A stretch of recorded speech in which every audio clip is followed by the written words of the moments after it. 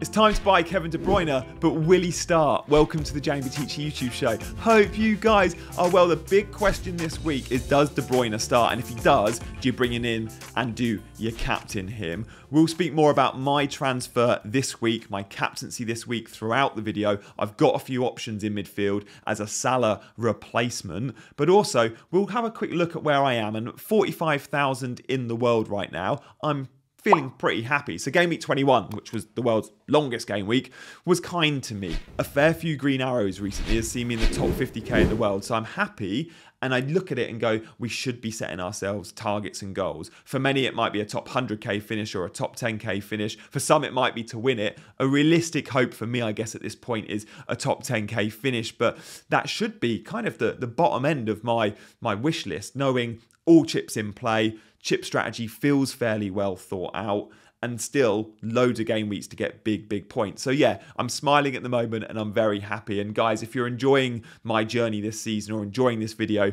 do hit that like button and the subscribe button as well. So look, it was 69 points in game week 21.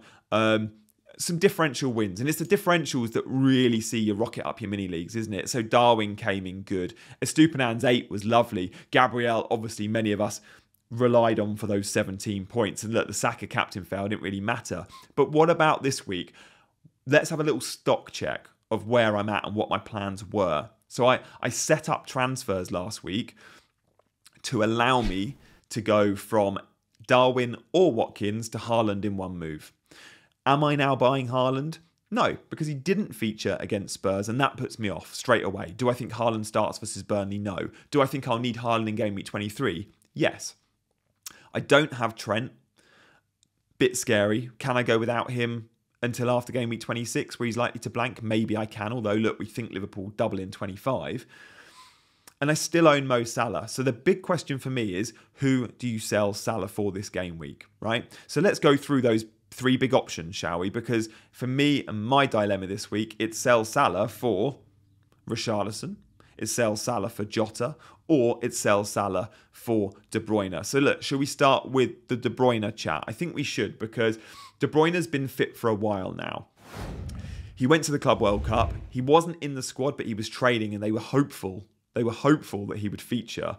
So he went out to Saudi for the Club World Cup and was training with them back in, what was that, a week before Christmas. So for a good month now, over a month, 5-6 weeks, De Bruyne has been in the first team training. He's had 2 cameos off the bench against Newcastle, what was it, 20 minutes, 21 minutes? And then in the FA Cup against Spurs, he got around half an hour if you include the added time. Is he ready to start against Burnley? Well, Pep says he is. Will he start? I think he probably will, but I think he probably only gets 60. And because of that, I don't think I could captain Kevin De Bruyne this week. Because when you captain someone, you want them to either be nailed for 90 or have a very good chance of playing 90. And that's not De Bruyne. You could argue 60 minutes of De Bruyne is better than 90 minutes of a Foden, and you'd have a fair point. The problem is we don't know De Bruyne is going to get 60. He's gone up in price already 3 times this game week, guys. The love for De Bruyne in FPL right now is massive, and that's partly because everyone's selling Son or Salah and they're flush and they've got money. Is De Bruyne a great FPL option? Yeah. Like, I can't answer that.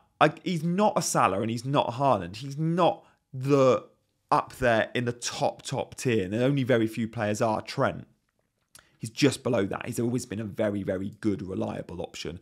He's often a little bit overpriced, although this season he did come in cheaper than I think the previous. Like, I remember De Bruyne at 12.5, right?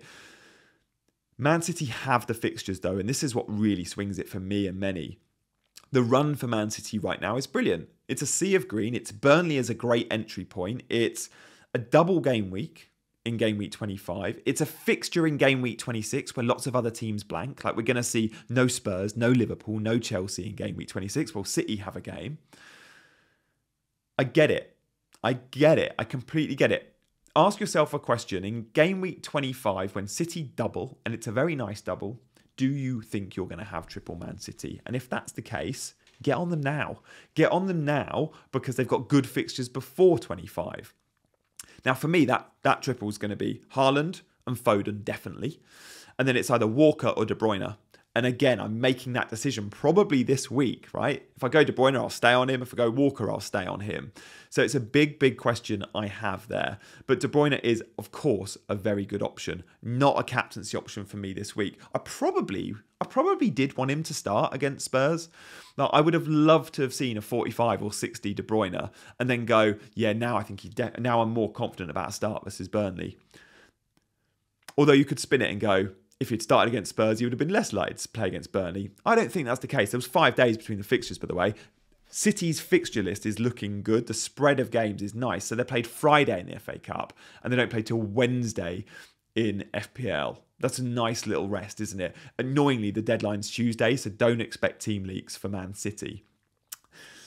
Okay, that's De Bruyne. What about the other two? Because these are the 3 guys I'm considering as the Mo Salah replacement. Should we go Jota next? I think we have to, don't we? Jota the slotter.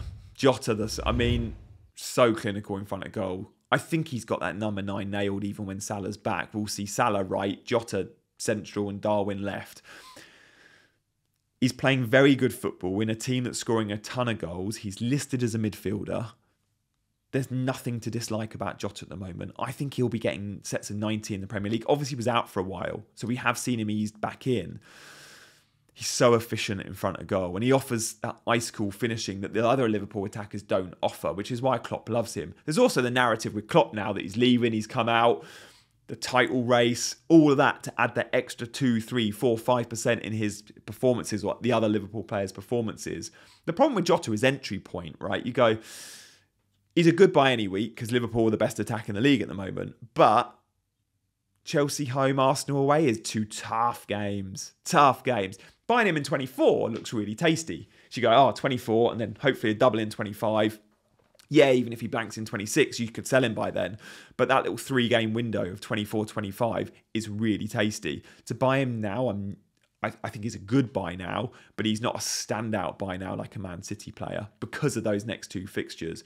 So look, I really like Jota as an option. I am tempted, but I'm less likely to go there. And at the end, look, when I've summarised Richarlison next, I'll give a summary of percentage chance that I buy each of them as well. I've been thinking long and hard about that this morning. So look, Richarlison, pros and cons, I think are fairly obvious with Richarlison. We all know he's very likely to be on penalties. We all know with Son at Asia Cup, that number 9 spot is nailed and his. We know that the next 3 Spurs games are at home. And that's really nice. Like, even at this point against Brentford, I think if I own Richarlison this week, there's a good chance I captain him. The problem is, I don't think I'll own Richarlison, so therefore he won't be my captain. I'll tell you who I think I'm going to captain at the end of the show. So look, Richarlison's tricky. He's tricky for me because he doesn't play in game week 26. So already I'll have Porro, Palmer, and 2, maybe 3 Liverpool players in 26. And I don't want to use a chip in 26, which is, of course, a blank game week. I'm not going to be free hitting or wildcarding in that week.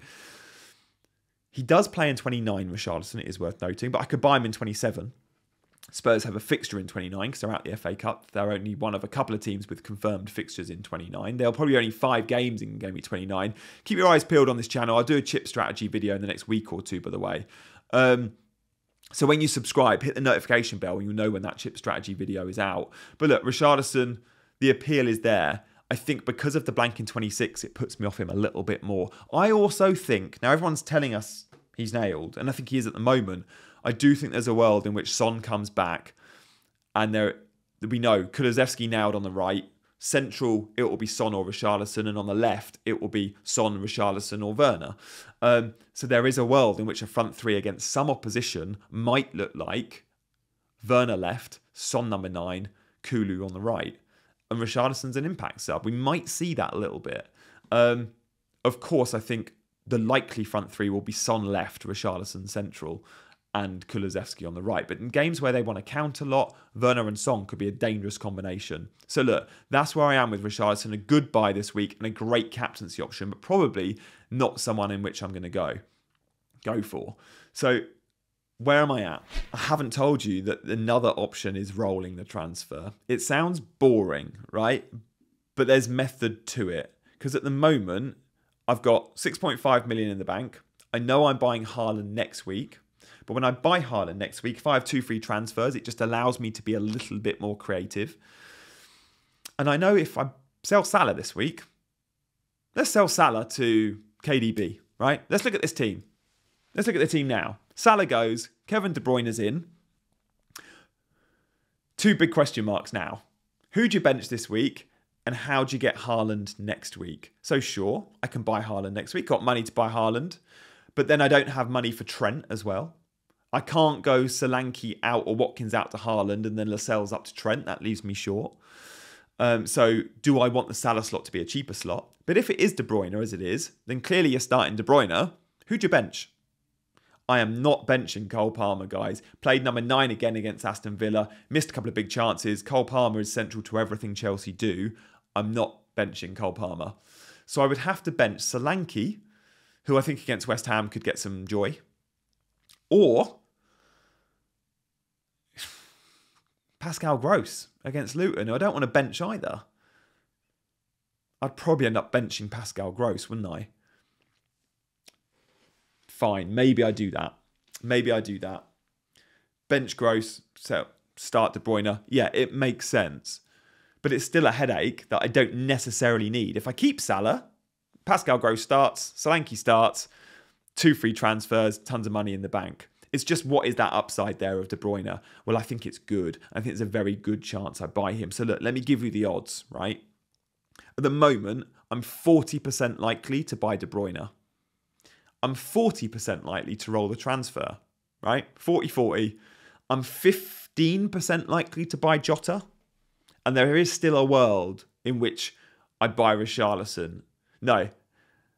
Okay, there is, but it's not 5%. There's a 1% chance I buy Richarlison, a 19% chance I buy Jota, and then 40-40 on rolling or De Bruyne. I will let you know my final decision as soon as I know it. I think I'll be making it late though, in hope of maybe a team leak or something. I think I'll be making it on my deadline stream. So I'm pretty confident on my deadline stream I'll be locking in my transfer, which will be at what time? 6 p.m. on Tuesday. So do tune in. That's not a way of getting you guys to watch, by the way. Like, I'll be tweeting my team out as well, and it'll be on Instagram, whatever. But I think that's what I'm going to be doing, I think. In terms of captaincy, I don't think that's a late one. I'm pretty sure I can confirm this, guys, to you right now. My captain this game week is going to be Phil Foden, because I think he's City's best player at the moment in terms of form. I think he'll get 90, and I think the ceiling for this fixture is so much bigger than the others. Now, Richarlison's a good captaincy option. The Liverpool lads, by the way, I still think with the Klopp news and their attack at the moment, Darwin and Jota are good options. And this could be a week to have fun with captaincy because all the big dogs are gone, right? Haaland, you're not captaining him. Salah, Son, even Saka and Watkins feel like non-events at the moment. That's the big 5. Bang, gone. Captain someone else with a little bit of fun, guilt-free. Can't often do that in FPL. We often don't do that in FPL. So look, Foden will be my captain. If you own Alvarez, very good shout. You could question Alvarez not getting 90 as much if Haaland or Kevin De Bruyne are featuring. But Foden for me is going to be my captain because I can see a world in which City score 5 goals and I can't see a world in which Spurs or Liverpool score 5 this week. So guys, I hope you've enjoyed the video. I hope you're liking and subscribing as well. Thank you for all your support as always. And guys, if you want to know more on FPL data and you're into your numbers, then make sure you check out the Fantasy Football Scout members area. There's a link in my description for Fantasy Football Scout. I've had some deep dives this week and it will definitely help me with transfers and captaincy. It does every week. So check out Fantasy Football Scout. Guys, thank you so much for watching. I'll see you ahead of the 22 deadline on my live stream. Go on.